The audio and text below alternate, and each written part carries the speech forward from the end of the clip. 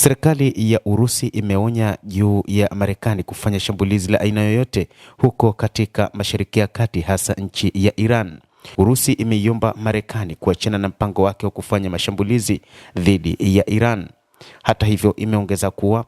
nchi zote mbili, Iran pamoja na Marekani, zinapaswa kuvumiliana na kukaa kwenye meza ya mazungumzo na kumaliza mvutano badala ya vita, katika wakati Marekani imetangaza kutoondoa uwezekano wa kushambulia Iran. Hata hivyo, moja kati ya mambo ambayo Urusi imesema ni kwamba bado kuna nafasi ya mazungumzo na kutatua mvutano kati ya mshirika wake Iran pamoja na Marekani, baada ya Rais Donald Trump kutishia kuishambulia jamhuri hiyo ya Kiislamu.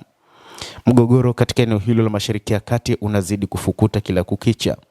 Hata hivyo, mgogoro huo ambao ulianza kwa muda mrefu, wachambuzi wa mambo wanasema mgogoro kati ya Marekani, Israel pamoja na Iran ulianza hata baada ya kuanza kwa mapinduzi ya Jamhuri ya Kiislamu ya Iran miaka 1979.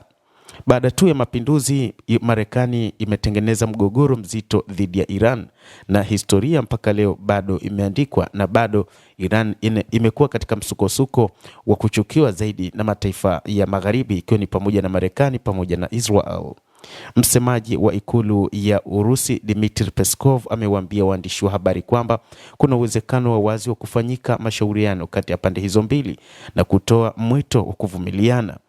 Hata hivyo, kumekuwa na wasiwasi wa kitisho kikubwa cha Marekani kuishambulia Iran, huku Iran ikijipanga na kusema kwamba ipo tayari kwa ajili ya kukabiliana na Marekani. Katika ulimwengu wa kivita, bado baadhi ya wachambuzi wanasema kwamba ukubwa wa jeshi la Marekani, lakini pia na uchumi wake ulimwenguni na namna wanavyotazama kushuka kwa uchumi wa Iran, ni wazi Iran itaweza kushambuliwa na kupigwa katika vita hivi, huku wengine wakisema kwamba licha ya kwamba Iran ipo katika mdororo wa kiuchumi, lakini ni taifa ambalo baada ya kuona limekuwa likichukiwa sana na Marekani, kuangalia historia, taifa hilo lilijipanga kwa muda mrefu. Hata hivyo, Urusi ambayo inaomba nchi zote mbili kuingia mezani na kufanya mazungumzo, ni miongoni mwa mataifa ambayo yalitengeneza mazingira ya ukaribu zaidi na Iran, na inadaiwa pia imepeleka silaha nchini Iran, ikiwa ni pamoja na ndege za F-35 pamoja na makombora mengine pamoja na ulinzi wa anga.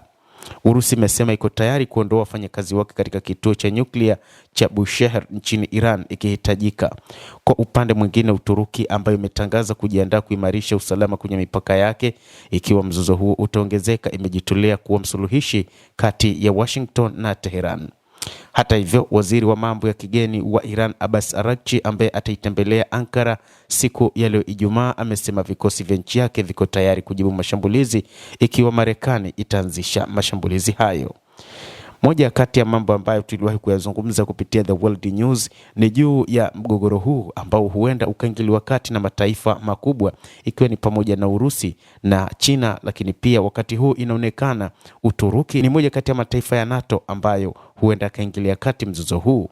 Uturuki, moja kati ya mataifa ambayo yapo Ulaya pamoja na Mashariki ya Kati, wakati huu linaonekana ni taifa ambalo linaonesha nguvu zake kutaka kutatua mgogoro huu, na kuna uwezekano mkubwa, kwa mujibu wa wachambuzi wa mambo, kwamba kwa namna ambavyo Urusi inaingilia mzozo huu, kuna uwezekano mzozo huu usiendelee zaidi, kama ambavyo wengi ambao waliona kwamba kuna uwezekano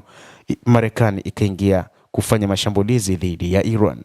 Endelea kutufuatilia mtazamaji, na usisahau kulike, usisahau kucomment, kadhalika kusubscribe channel yetu hii ili upate habari hizi kwa mapana hapa The World News. Naitwa Damu Hussein, endelea kuwa nasi wakati wote, endelea